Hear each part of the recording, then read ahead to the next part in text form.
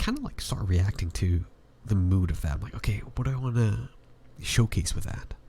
So let's just do some quick examples here. Let's do a mirror modifier. Flip it, and let's see what we can do with the edge here. Nope, this is the X, so I should flip it the other way, and it is showing right here, just to show you. And this is how I build like quick corridors as well. You just kind of mirror it over, and it doesn't really have to be anything that great. I just want like kind of visual noise in the background, and you know, this is where you can get really creative with assets. But sometimes I feel like I tend to make something I like to coin sacrificial art. It's just here to get the idea rolling, or the ball rolling. And it might not represent the final thing, but sometimes you just need something there, you know, just to react off of. And it's much better than just having like a loop of just someone randomly walking in thin space, which is, you know, it's okay to have that. It's just I have different standards sometimes. And there are days where I just want like a plain thing. So like I'm just making arbitrary shapes here. This is fine. And then we can click on this and maybe just change it up a bit, where we could duplicate this so it's a mesh there. I'm just gonna move it up slightly. Click on this, delete, no, bring it down, click, bring it a bit slightly down here. And now these are separated, so I can just do that, and now I can like create maybe like this, just something interesting, so you can put something in there if you need to. And what else can we add here? Well, we could do this, and then we could probably think like, oh, these are where the lights will go. I don't know, that's what I'm thinking at least. And we can assign like a quick material. I do own a wonderful library, Material Leak, which we can just summon any kind of like cool looking materials here. So I'm just going to quickly look here. Let's just summon, oh, I don't know. Yeah, Steel or Rough. Let's summon that. And it should apply. The shaders are building and compiling in the bottom. But these are, oh, this is some beautiful library. Because you can get really decent things fast here. Now this may look a little off because I can go in here and like change. There's so many options here. I can go in here and change, but I'm going to keep going fast here. So I'm going to hit maybe 2 more. I'm going to summon another material. I kind of like this gold. And then let's do a summon material. It's going to build that. And I wanted some concrete here. I think I remember there were some nice panels. So we're going to hit OK. Get some nice panels there. And now I'm just going to tab and I'm like, okay, so I want panels or concrete to be affected here. This is going to be all concrete. And I'm just going to go here, assign, beautiful. Where's the gold going to go? Maybe it's going to be a gold accent. Right here, here, and here. Boom, assign. And now it's transferred over. We're getting this very brutalist look. Oh, I love it. Okay, maybe some gold trims here. And let's assign this. Love it, love it, love it. Okay, and we also wanted the lights to be in here. So we're going to click here. And then we're going to do new. And I already have a light material. I should have named that. Assign. There we go. And let's just scale this down like this. Maybe. I mean, I could scale it up. But we can scale it down like this. Make it a bit like that. Make it a bit longer. Okay, and now we could add an array modifier, which will just extend it down this way, and we can do 5. You keep going further back. So I'm just going to do this, and look at that. We already have something here. What else can we do? Well, we could add another modifier I have, not modifier, add-on called Physical Star and Sky, but also Material Leak has, on top of materials, it has HDRs, and sometimes you just need something fast if you just like want a quick light. So I'm just gonna find something here. So I have to go into the world node, and let's see here. Let's try this one. Summon selected. It's gonna pop it in. You know what? I like that. There's also some good options here too, because you can just like increase the strength of this, lower it. Kind of rotate the world to try and get different lighting situations. But this is, I think this is a good start for me. Let's do that, and then we can do something here where we can click on this guy, and we can move the position. So we can put him like over here, and then bring this over here, and let's play. I did not, I thought I had auto key on. Okay, so let's go back, and let's go forward, and he's probably gonna slide. Sliding is like when the feet, yeah, you can see he's like, it looks like he's on a conveyor belt. So now what I end up doing is making sure this is linear, and then just increasing this. Now, if there are any professional animators who watch 3D animators, how do I know when to, like, what the right rate is? I'm sometimes just guessing, but for me, it's like, if it's just good enough, that's fine with me. Because I just want to get with the mood, and I'm sure this like this is, now that's a little too slow. There's probably like a fine thing here. Okay, so this is my sneaky trick. What I end up doing is hiding this with a stepped interpolation. So what that means is if I go here, modifiers, I can do this. And now look how stylized this is. Wow, this is very stylized. Very cool. And now let's add a camera. And I am doing this. Delete that. Delete this. And let's say if we want the camera to kind of track this character, let's just pause our little friend here. Click here. Add an empty plane axis. So this is going to be a tracker. I'm just going to parent it to here, QQ, which I added a favorite called rename active item, track, and now if we move the character, it's there. Click here, add this, and we can add an object constraint called damp track, and we're going to find the right one, which is this. So now you can see, whoop, and we can do some really cool stuff with the camera too, where we could have it slightly panning. So we're going to do this, and we're going to click here, and maybe it's slowly turning like, oh, help me, help me. There we go. You can do a lot more stuff with this. So let's see here. We want this to be linear. Ooh, very badass cutting out. Okay.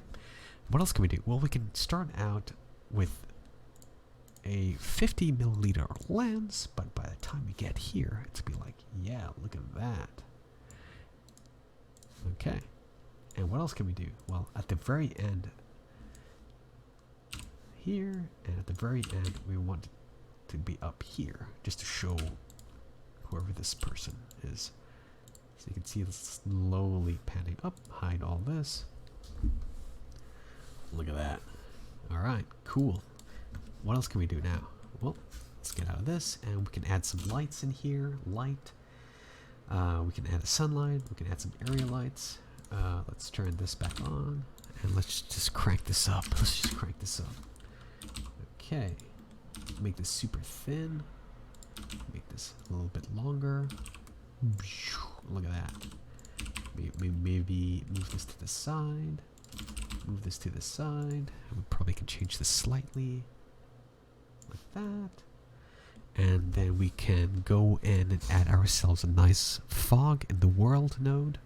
So we're going to go to the shader.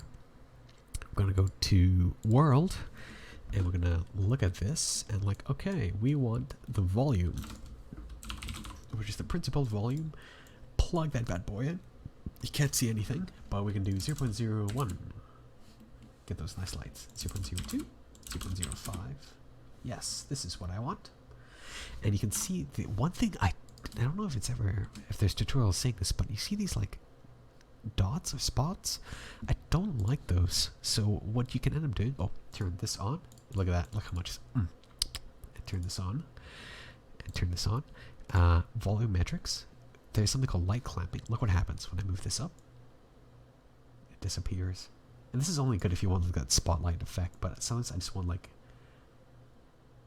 just light or fog. Okay, we can have volumetric shadows. And now, how do we make this delicious? Well, we could add a light probe of an irradiance volume, which is this thing, and this is going to calculate almost like a light map from a video game engine. I could be wrong. Sorry if I'm wrong. And then we could pop that there, and when we calculate, let's see if it does calculate it. Let's go to light, bake indirect light. You can see it like change some shadows here. It's baking it. Okay, cool. Now we have this. Look at this. This super stylized thing. You know what else we can do? It's going to affect the lights, but oh, you know what? No, I'm not going to do that. I am going to make it new. And see that? Blah, blah, blah, blah, blah. What happens if he's like talking through that? You know? It'd be kind of cool. So let's do that. Put this here. Go to, let's see. Let's go to shader editor. We're ready here, Alan. We're ready here. All right. And then we're going to bring this down, because since this is keyed, we can access this in the graph editor. Bring this down, and now hit N modifiers, and we can do noise if you want it all random. So when we play, you can see it's like, it's kind of tiny, so we can increase the scale, so the strength. We don't want it to hit beyond -1, because it's going to invert it. So we can have, bring this like that.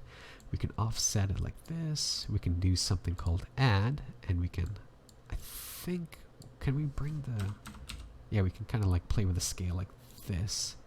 So if we increase the strength, you know, we can go really fast. There we go.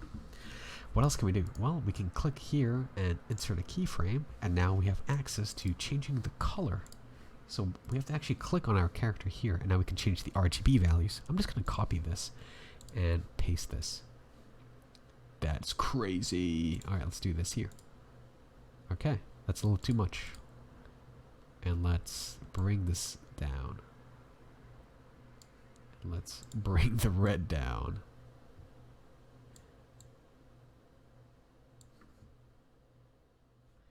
Maybe the default value. Let's bring that down a little bit. Change the phase. So now we have this stylized character moving. I'm a macho man, behold. And now I'm back here. There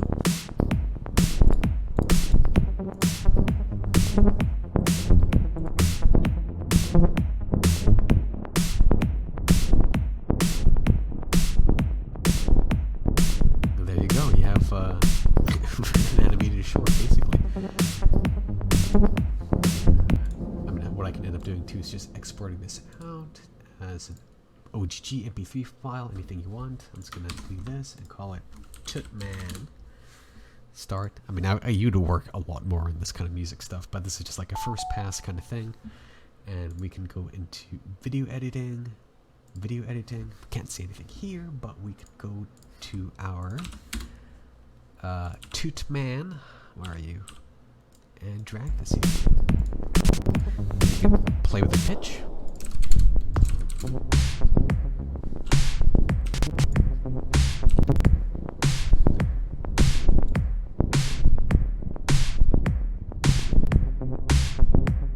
Also, like, do some cool cuts.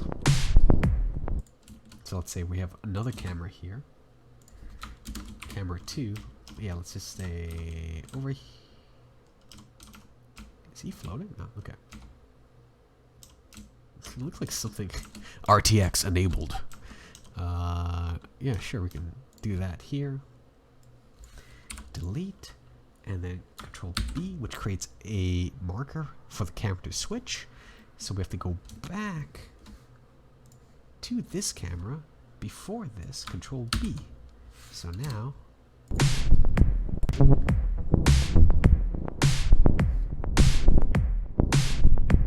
that's cool. Except this breaks the 180. Does he flip? Oh, he's mainly in the center here. So we go back here. Tracking, tracking, tracking. Oh, he's still there. Is this selected? No. Okay. let's say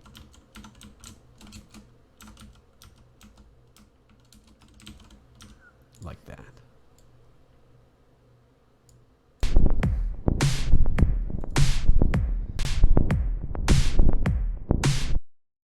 Do that, or we can do like something a bit different. Like maybe this would probably be in a better establishing shot, but like that. And if you want to be really fancy, we could go in and turn depth of field. We can look at this, and we can go like, you know what? Let's just bam, like that. And where is it focusing? Right there. And we could go into the camera. No, we can go into viewport, and let's be professional and look at the rule of thirds. Yes, there's nothing of interest here, but this guy's completely centered, I think. No, he isn't. Now he is. And now we go back here. We can do the same thing. With this, turn on depth of field, and the depth of field should change when he's zooming in. Yeah. So, let's... I think we're done with our short here, eh? Let's check this out.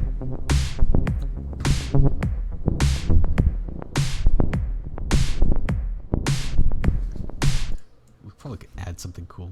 Maybe this thing is, when it changes to this is panning down. So let's say like this is where we want it. Like that. Bring that here. Bring this back up. Past the point. So when it starts, it's like this. That looks amazing.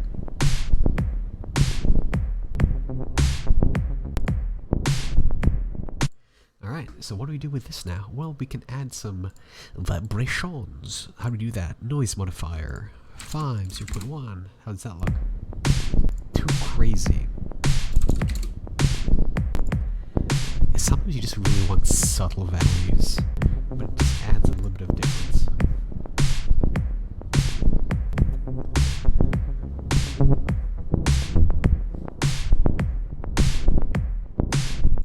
And then afterwards, we go into compositing.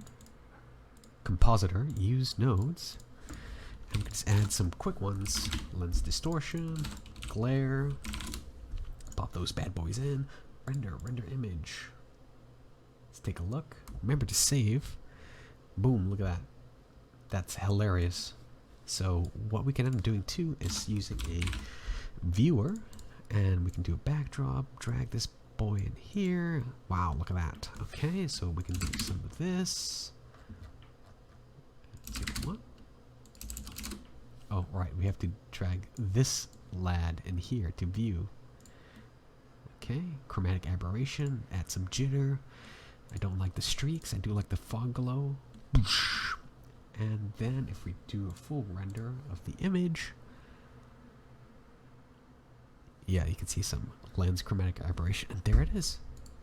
Now I can also change the color profile and stuff like that. I've been using a color profile from 2.7. I've been taking it, bringing it over, and it's called film.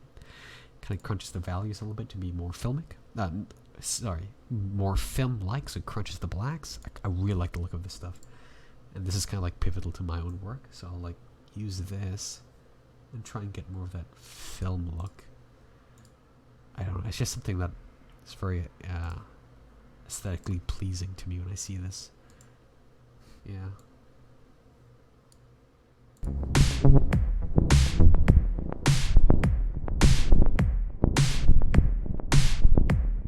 Alright, there it is. Hopefully you learned something and enjoyed this chaotic mess.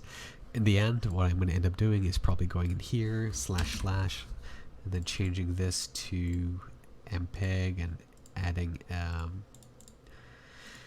the correct settings to render this out to be placed on YouTube. Some other things too. If you want your audio to sync, you click playback, AV sync, and you can scrub if you need that. But I didn't do that because you know how annoying that is for you guys if I kept doing this. All right, thank you.